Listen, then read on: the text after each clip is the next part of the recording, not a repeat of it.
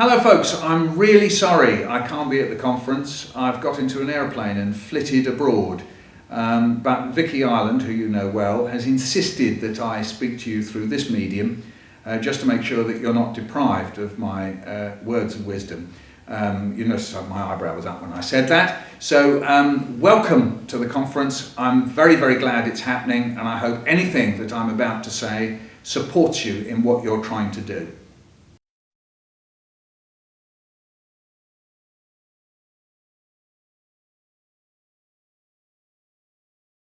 When I was at primary school, I was born in 1946, so I was at primary school in the 50s by and large.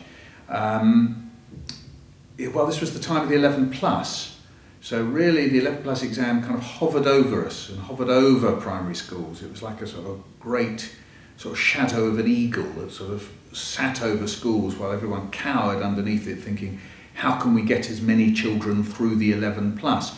So the arts were seen as a sort of like a sort of a little stick-on, a little embarrassing moment where you could just think, oh my goodness, we ought to take them to a concert, and they would sort of rush us off to the local cinema, and Muir Matheson from the BBC Symphony Orchestra played us Ravel's Bolero, and then we all came home again. And that was really how they dealt with it. My oldest children arrived in schools just at the end of the 70s and into the early 80s, and there was still a sense that some or other schools were a place where wonderful creative and artistic things could happen, and this was important.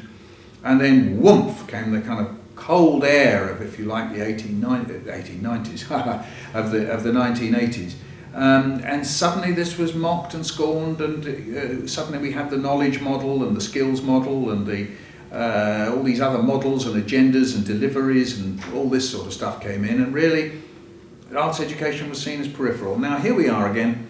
We're just coming into, you know, the second part of the noughties of the 21st century, and people are saying, oh, hang on a minute, when people go out into the world, they have to be quite creative, don't they? I wonder if our education system is delivering people who aren't very creative. Oh dear, how did this happen? Or you did it, guys. So maybe we better bring in some of this artsy stuff. So the pendulum is swinging. And really we've got to jump on it and make sure that it serves the purpose of arts rather than arts serving the purpose of maybe some other thing. So yes, I think in a way it's been an interesting cycle that's gone on in my own lifetime.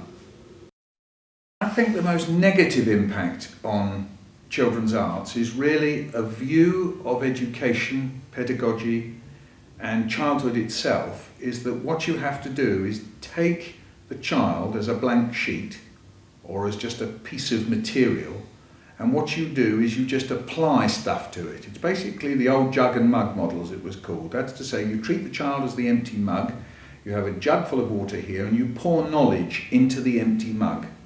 You know, this is the kind of model. Well, I just don't accept the model at all. I have a completely different model, which is that every human being from the moment they're born is a reflecting and reflexive being. That's to say, you hear things, you see things, you feel things, you reflect upon it, and then you can produce things.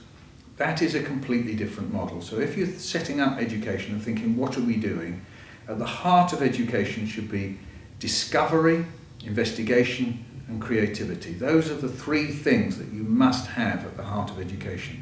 The instructional model will only work for very short periods of time and only occasionally. For knowledge and understanding and feeling and sympathy and compassion, for all these things to happen, you have to have a notion that the child is acting upon the things that he or she is, if you like, receiving. It's a two-way process, which means that schools have to say, who are these children? What do they want? What do they need? What kind of children do we have? The arts is a fantastic instrument, vehicle, whatever you want to say, through which we understand who we are, how we coexist, how we live together, and how we can change things. And this is crucial.